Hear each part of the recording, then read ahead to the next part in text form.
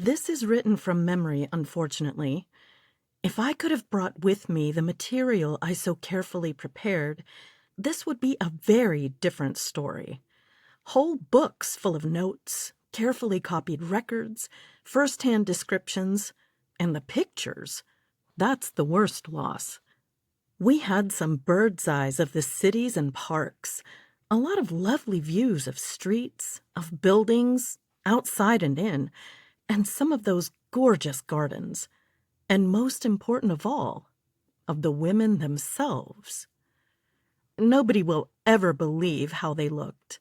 Descriptions aren't any good when it comes to women, and I never was good at descriptions anyhow. But it's got to be done somehow. The rest of the world needs to know about that country. I haven't said where it was for fear some self-appointed missionaries or traders or land-greedy expansionists will take it upon themselves to push in. They will not be wanted, I can tell them that, and will fare worse than we did if they do find it. It began this way. There were 3 of us, classmates and friends. Terry O. Nicholson, we used to call him the Old Nick with good reason, Jeff Margrave, and I, Van Dyke Jennings. We had known each other years and years, and in spite of our differences, we had a good deal in common. All of us were interested in science.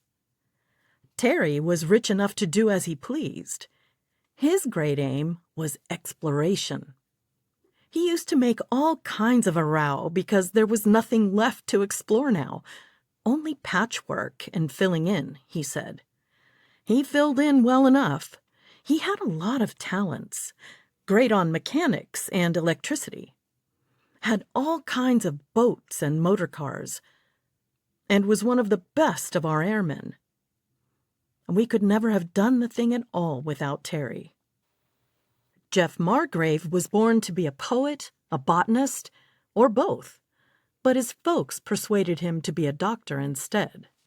He was a good one for his age, but his real interest was in what he loved to call the wonders of science. As for me, sociology's my major. You have to back that up with a lot of other sciences, of course. I'm interested in them all. Terry was strong on facts, geography and meteorology and those. Jeff could beat him any time on biology, and I didn't care what it was they talked about, so long as it connected with human life somehow. There are few things that don't.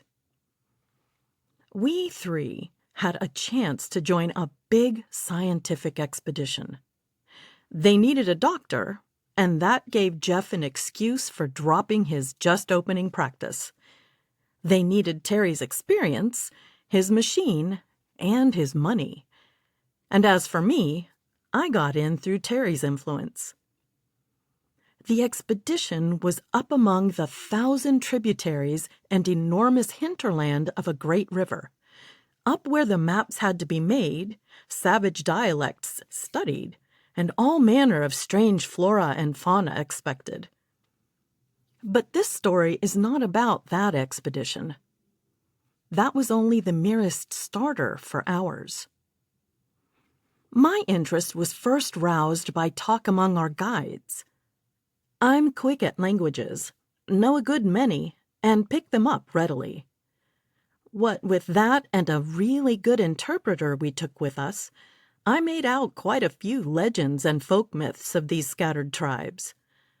And as we got farther and farther upstream, in a dark tangle of rivers, lakes, morasses, and dense forests, with here and there an unexpected long spur running out from the big mountains beyond, I noticed that more and more of these savages had a story about a strange and terrible woman-land in the high distance. Up yonder, over there, way up, was all the direction they could offer, but their legends all agreed on the main point, that there was this strange country where no men lived, only women and girl children.